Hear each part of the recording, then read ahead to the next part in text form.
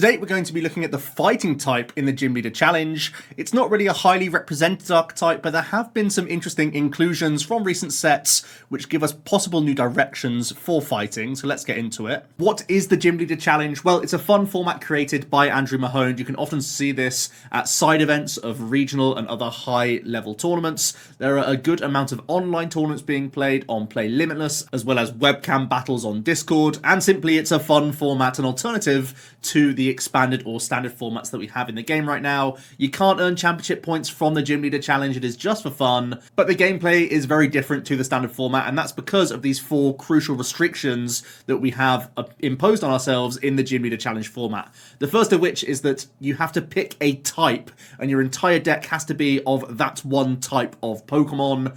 That means we are basically cosplaying as a gym leader. The second restriction is that we have a maximum of 1 copy of each card in our deck, excluding basic energy. Similar to Commander format in Magic the Gathering, it's been adopted in GLC. It creates some interesting resource manipulation, exploitation, and management throughout the game, and it enables much more flexibility and creativity within deck building, rather than having a 4 restriction on cards where you just put in the absolute staples, maximum copies, and just run with it like you would in a standard format game. Hopefully this also creates much more unique gameplay experience, which is part of the fun, really. The card pool is massive. We can use cards released from all the way back in black and white onwards, which means we have over a decade of cards to choose from. And finally, we cannot play A-Spec or rulebox cards in our deck, which means it's all single prizes that don't have a rulebox. There's also some Prism style like Stadiums and A-Spec cards. They are not legal for play. Notably, you can use ancient trait Pokemon as well as amazing rare Pokemon, as these do not have a rulebox specifically. The final thing to be aware of is that there is an active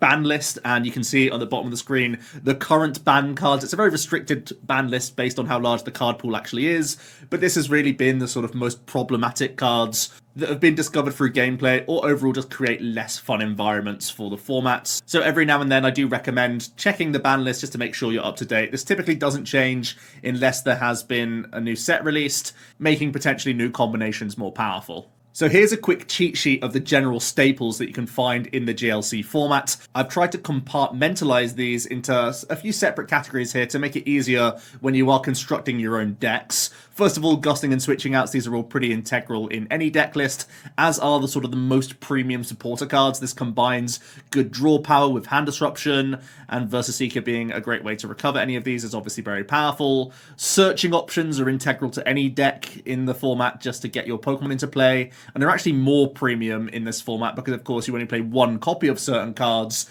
so having immediate search options is going to be really important to get your strategy online. Similarly, recovery is even more premium when we only play single copies of cards. If we have a very strong attacker in the deck or a vital piece in terms of your engine, recovering this if it's targeted by the opponent is obviously important. Equally, prize cards are more important to have access to because, again, you can have integral pieces that find their way into the prize cards, so having access to these is going to be even more important than you would think in standard.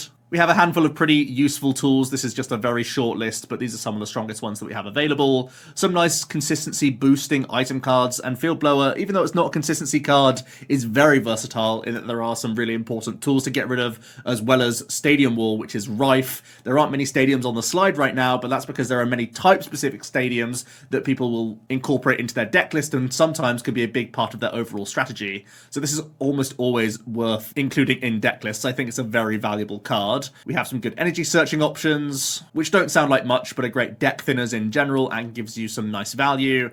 And down here we have Arven and Guzhala. I think these combine to be a pretty nice package that is almost universal. Both Arven and Guzhala can be great ways to not only fill our bench up, but also get them evolved pretty early in the game as well. So there will be a number of archetypes that actually lean quite heavily into this sort of package, having the likes of Tag Call, Poker Gear in their deck list to really give yourself good odds of hitting one of these supporters early on, because it can be one of the better starts in the game, similar to going for like a Bridget or Bull Guy style play in the opening stages. It's a bit more DIY, and there are some pieces that could be prized, of course, but it can create some really powerful board states with multiple evolutions ending on your first turn. Fighting actually has a lot of support options. A couple of fantastic special energy cards, Strong Energy doing an extra 20 damage, and Stone Energy reducing 20. These are both great inclusions to any fighting deck, unless we are using some basic energy tutor or recovery cards. These are basically always going in because they're just cream on top of regular energy. Karina, also a fantastic option here. Tutor for not only an item card, but also a fighting Pokemon.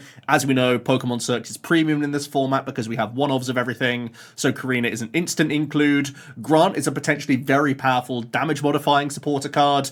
It's the same as a Leon, but it's able to get itself back from the discard pile if you discard 2 from your hand. So you can time this card much more correctly in order to get that 30 damage modification, which can be solid at times for some aggressive decks, or allows us to play some cheap, efficient energy attackers that have much more burst potential if we're spamming Grant as we go. Maxie's Hidden Ball Trick, bit of a gimmicky card because you can only play it when it's the only card in your hand, but there are actually reasons to look at this Maxie's because there are some fighting type Pokemon which don't have fighting type basic or stage 1 evolution lines, so there could be ways to access certain Pokemon that we'll look at in a moment via this Maxie's Hidden Ball Trick, which we otherwise wouldn't have access to because of the Gym Leader Challenge rule set. So this would allow us to actually get some quite powerful abilities into play via the Maxie's, or alternatively, this could just be a faster way to ramp an evolution that you could already play in your deck by giving you this different direction to get it into play. We also have some fantastic stadium cards. Brooklet Hill being that searching option in the opening stages works really well with Guzma and Haller, a supporter I really like in this format.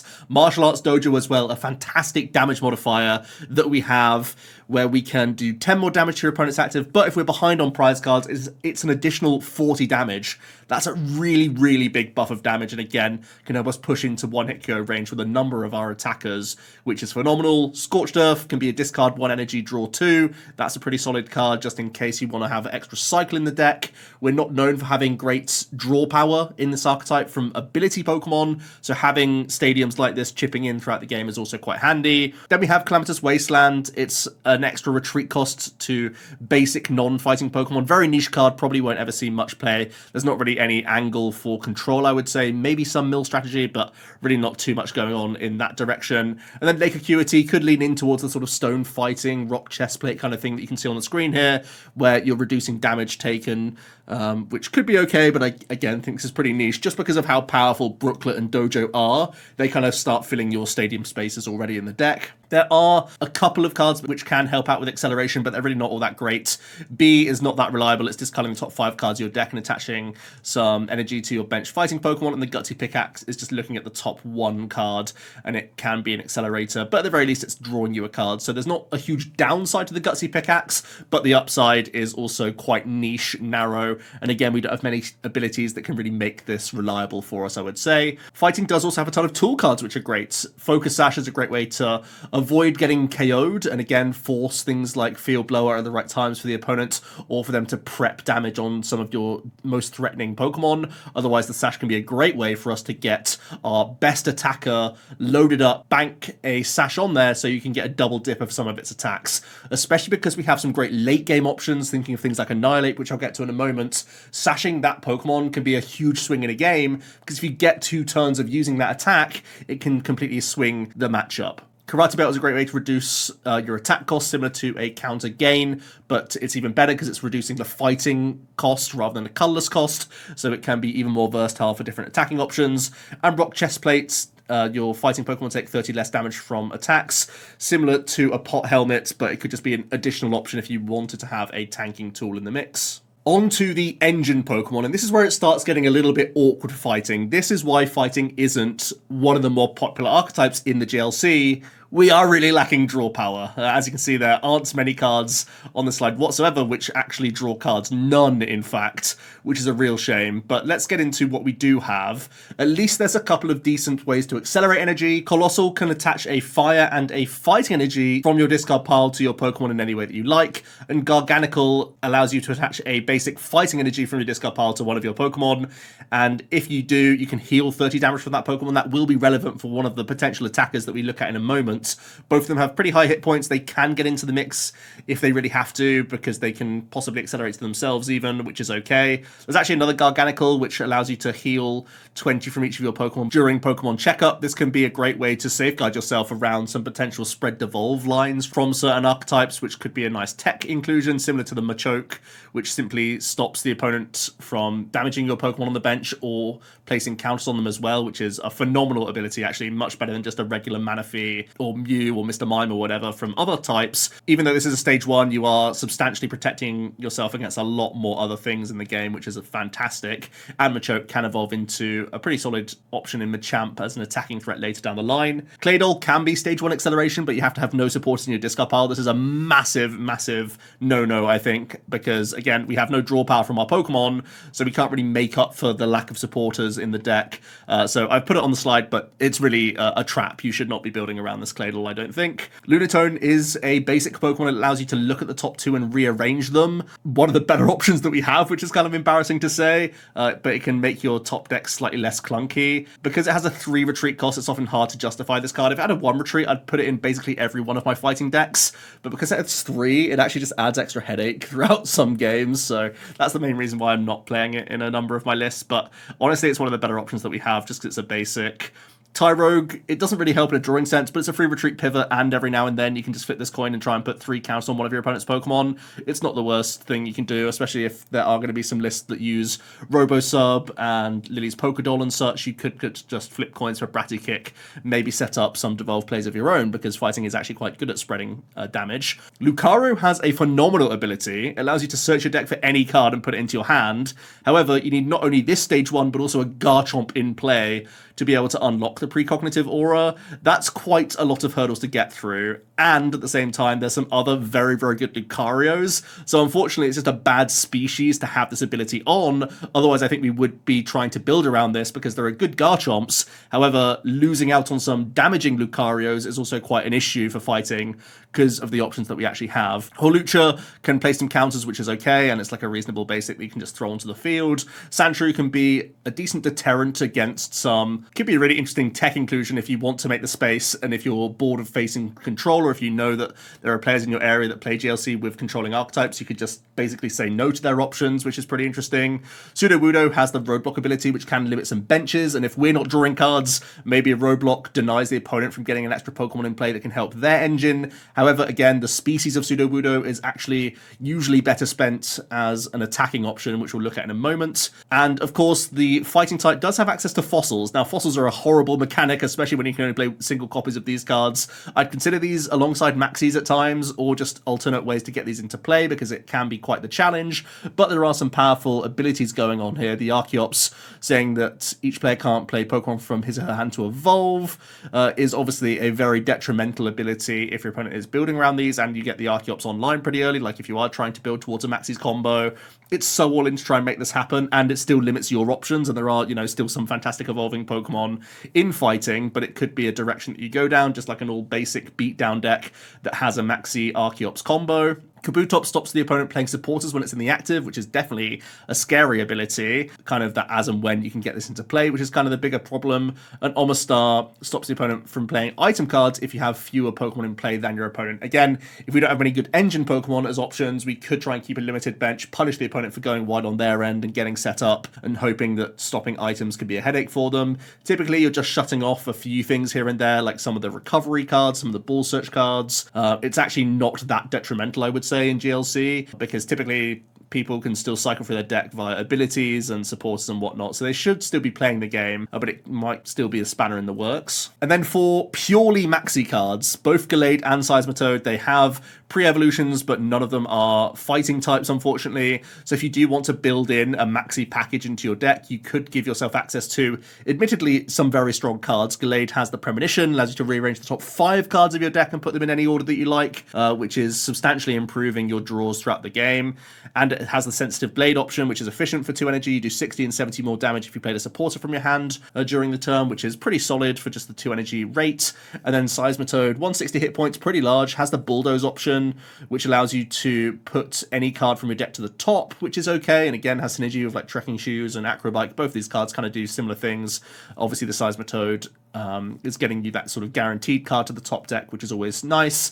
And it does have an attack. It's pretty expensive though, so you'd have to think about having things like reverse energy in the mix if you wanted this to come online, but it does do a huge chunk of damage as well. Unfortunately, Maxis is like quite hard to pull off when you only have individual copies of cards going on in your deck. So again, these aren't the most reliable to get online in the GLC, unfortunately, unless you are really quite substantially warping your deck, playing very few other like evolutions, and you just play like an all basic package and whatnot.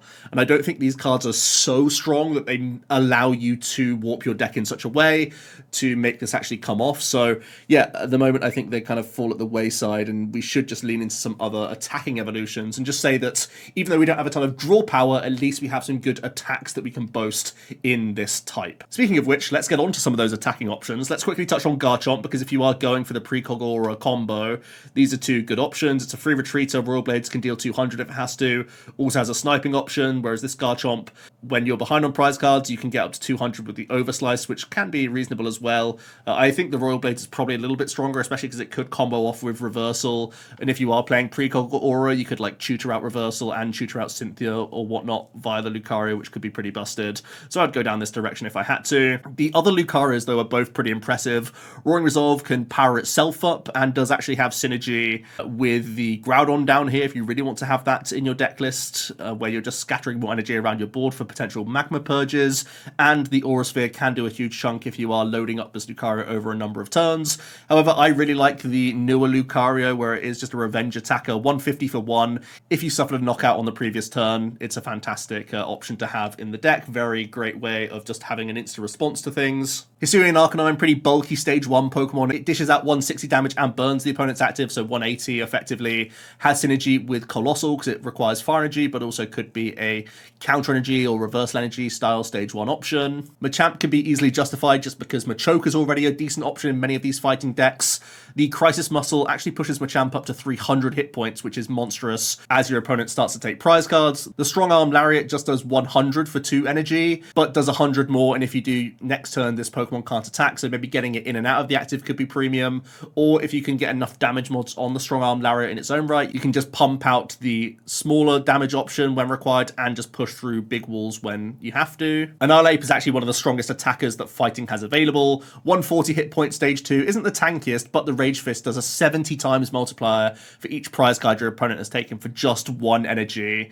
This is such an efficient attacking option, gets so powerful in the mid to late game where it is breaking through basically everything. It's a phenomenal option that most fighting decks should be trying to work in some way, shape or form, because it really does give you a great beat stick. Again, one of these Pokemon that you would love to focus sash in the best case scenario, because if you can get this Rage Fist off once or twice, you're getting through your opponent's best attackers and leaving them with not much else. That's the idea at least. Flygon's worth discussing even though it has that high attack cost, because again, we have counter energy, we have Colossal, we have a reverse energy potential. If you bump your opponent's stadium, you're not taking any damage or effective attacks the following turn, which can be pretty frustrating for the opponent, and Vibrava cannot be brought up by Guzma or Lysander thanks to its ability, so this is something to bear in mind if you are working towards one of those sorts of special energy based builds. Then we have a ton of bulky basics. This is really where fighting shines. One of the more recent Ting Luz is fantastic, dealing 220. It is for 3 fire energy, so it doesn't quite work perfectly with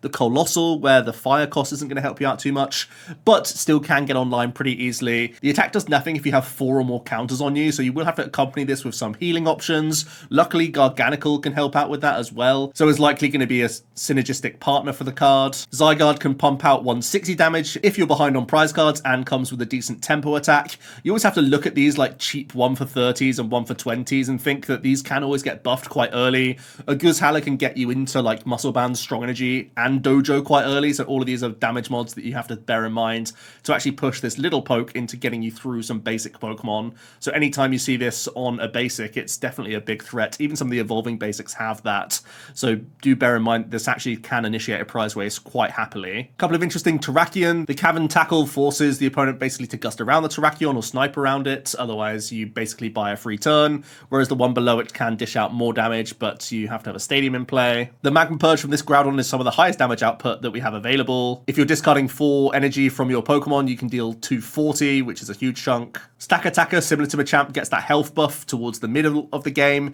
Its damage output isn't all that impressive, but it is an Ultra Beast, so if you wanted to have Beast Type, you actually could start pushing the damage output. There's another Ultra Beast in Buzzwole, which has that Sledgehammer option. We, of course, remember this card quite fondly from Standard, but it is more difficult to weave in the GLC, so I'm actually a little bit anti the Buzzwole. But again, just Sledgehammer being a 1 for 30 option can give you good tempo alongside some of your damage mods, so it is a consideration card. Sudowoodo's Watch and Learn is actually phenomenal. For 2 energy, you can copy the attack your opponent used on their previous turn. Against certain archetypes, this is going to be devastating. You can copy like an amazing rare Raikou, you can copy a Werelord. There's all sorts of situations where this Watch and Learn option from Sudowoodo will keep you in the game. It can really stop your opponent in their tracks if they have an overstatted Pokemon that's just punching into stuff. The Sudowoodo can really punish that. Galarian Zapdos can set itself up with its strong legs charge, and the Zapper Kick only does 70 but can paralyze if you're choosing to discard the energy from itself, and it's a free retreat pivot, so something to bear in mind there.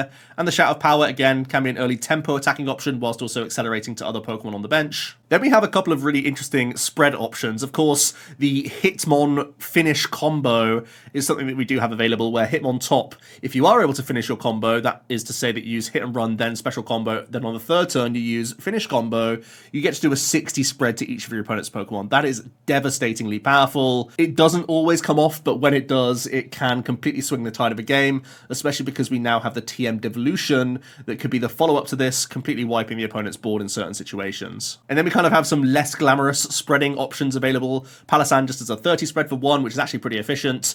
Hitmonlee has a Twister Kick. It's only a 10 damage spread, but it also switches to the bench, so again, we can make use out of Pokédoll or Robosub. And finally, it's a bit convoluted, but similar to how the Grass type uses Jumpluff, we could use Phalanx here with Rapid Energy or Counter Energy, and also Raihan up to get a Scroll of Swirls play off, where once again we can achieve a 30 damage spread. It's something to bear in mind, but I think Palossand typically is going to outclass it. On to some deck lists then, and by far the most popular way to play fighting is incorporating the Hitmon package as kind of this early game pressure option that you have whilst you are trying to slowly build some of your evolutions in the back, working towards Lucario, weaving that in when need be, working towards your Annihilape and Machamp, which are both late game threats, where Machamp has high hit points and decent damage output, Annihilape less of the hit points but can be sashed up, and if you can get that Rage Fish pumping, it's going to be a fantastic late game option. You'll notice a couple of interesting things here. Typically when you see Devolve packages, you'll see the Silent Lab and the Lusamine within that deck list.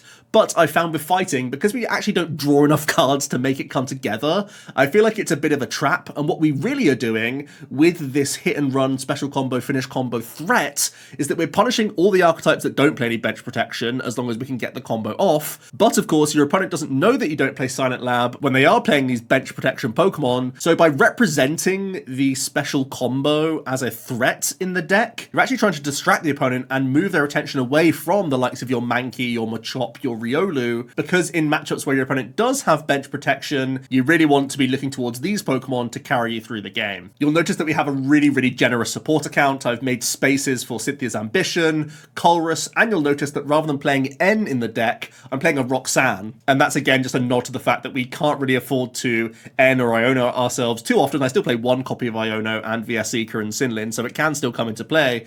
But the Roxanne is that nod to say that I really want to make sure that I still have a hand size to play with throughout the entire game, because if I end up using an N and it's the mid game for me, I'm going to end up on fumes and not necessarily drawn to the things that I need throughout the entire game. If the finish combo is a little bit too gimmicky for you, there is a more reasonable means of trying to spread, and that's going to be with that Palossand and Hitmonlee option. You'll notice I've got Hawlucha in this build as well with that flying entry, which can make some math a little bit cuter. Again, I have the same issue with Silent Lab, where we just can't time it that well in a deck list that doesn't have draw or tutor or anything like that. So I'm basically saying fair play to the decks that are playing the Manaphy. Obviously, we could also just like try and Guzma and target that if we really wanted to, but there still will be a huge number of archetypes where this devolution is going to be a viable strategy. And bear in mind that still we are going to look towards Sudowoodo, Lucario, and Annihilape to be some of our key late game threats. Ultimately, this list is constructed very similarly to the finish combo list that I just showed, so this is going to be a preference whether or not you like to have that big flourish, that dream of getting towards the Hitmon top and having fun across the table, favourable from your opponent, compared to a list that is less explosive, but more reliable, I would say, overall, at getting an actual Devo play off. And even in this list, I'm sure you could also work the Machamp back into the 60 as an additional late game attacking threat. And then we'll just finish on the sort of big basics option that we have available for fighting, using Colossal and Garganical to try and accelerate towards some of these big boys. Groudon and Tinglu both have really impressive damage output. Zygarde can certainly take advantage of the Colossal energy acceleration. And you know me, I'm a sucker for the TM evolution package. We have the Tag Call, we have Guzhala, we have Arven, we have the Pokegear, we have the Faithful Capture Energy plus Brooklet Hill plus TM evolution combination from that Guzhala if need be. We have VIP Pass plus TM Evo from the Arven side of things. The Dreamer in me wants to just go straight into Knuckle Roly-Coly, turn them into Knuckle Stack Carkol, and then if you are able to get into those stage 2s on the following turn, you really are going to be popping off quite quickly with this list. Definitely one that's given me more confidence recently because of this TM package, and is a dangerous archetype when it gets going. So onto the strengths of fighting. It has really efficient revenge attackers. Lucario and Watch and Learn Sudowoodo are fantastic ways to immediately bounce back and punish your opponent for using their best attacker in a situation. You can send it all back their way and take an easy response on them. So if they have really committed all to one Pokemon, these revenging options are going to be fantastic.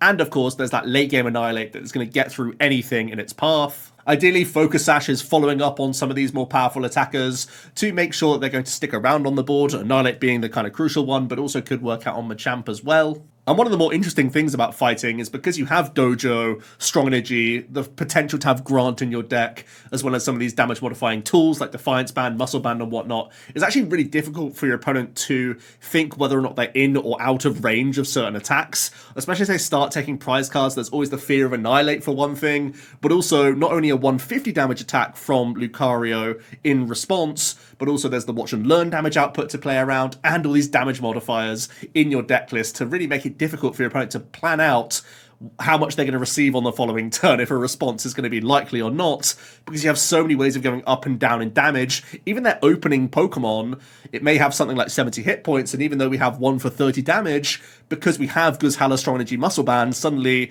on turn 1 there's that threat of getting an early KO, similar to how like a Zapdos will get out the gate swinging in Lightning. That's much more expected, whereas in fighting, it really comes from the damage modifier side of things, which can really keep your opponent guessing, which I find really intricate about the fighting archetype. As for weaknesses, it's glaring. Give us some draw power, please.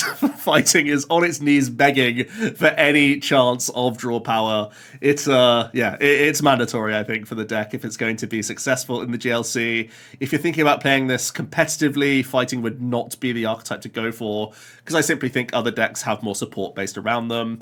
Similarly, Annihilate, it's a phenomenal card, but you're kind of all in on Annihilate. If your opponent is picking apart the Mankeys and Primates before you're getting towards the Annihilate, your late game is kind of mid. It's only going to be the Lucarios and the Sudowoodos, and these are only ever response Pokemon. It's hard to get ahead in the game when you're constantly trying to reply to the opponent's attack turn by turn by turn. If you don't have that Machamp or that Annihilate online, you're never actually going to push yourself over the line and create a difficult situation for the opponent. And even though the finish combo is very glamorous and Palossand is a pretty efficient stage 1 option, I do think there are better spread decks out there. So even though you can foresee a Devo game plan coming together for a couple of these deck lists, I think typically you're going to have a better time doing those sorts of game plans in other types, I'm afraid. In my desperation for fighting, I randomly came up with this concept where we could actually enable the classic collection that we were given in the Celebrations expansion. Ironically, because so many of the classic cards that we got in Celebrations have rule boxes, there really aren't that many cards that could get introduced into this format. Rocket's admin actually has the same text as N, so similar to Research and Boss, you wouldn't get an additional copy. Both Improster, Professor Oak, and Here Comes Team Rocket might have niche uses, but really not all that much. And ultimately, most of the Pokemon that don't have rule boxes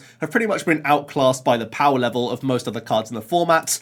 Donphan Prime could be a decent attacking option for fighting, ironically, because the Primes actually didn't come with a rule box, they just have a weird border. And Claydol would be unlocked, which is absolutely monstrous from fighting. You would go from no engine whatsoever to having one of the strongest stage 1s available in the format. The only reason why I see us not having this integrated into the metagame is, of course, these Pokemon have bodies and powers rather than abilities. So suddenly we create this annoying situation where Hexmaniac or Garbodor or this, that, and the other can't turn off the cosmic power would be an unlimited draw option for fighting. But what I will say is, as long as fighting continues to have no good draw option, it will continue to be one of the lower win rate archetypes, unfortunately. Something has to be the worst, and let's be honest, fighting hasn't got it as bad as fairy, but it was a random thought that came into my head while I was making this video, so let me know your thoughts on that down below. If you want to learn more about the GLC, there's going to be links in the description below. There's the official website, Gym Leader Challenge, there's Cardboard Warriors, which is a really useful website, as well as my Cube Koga document with a visual list of the most playable cards in GLC and a few example deck lists from myself as well. Hope you enjoyed today's video, and I will see you tomorrow for another one. Cheers.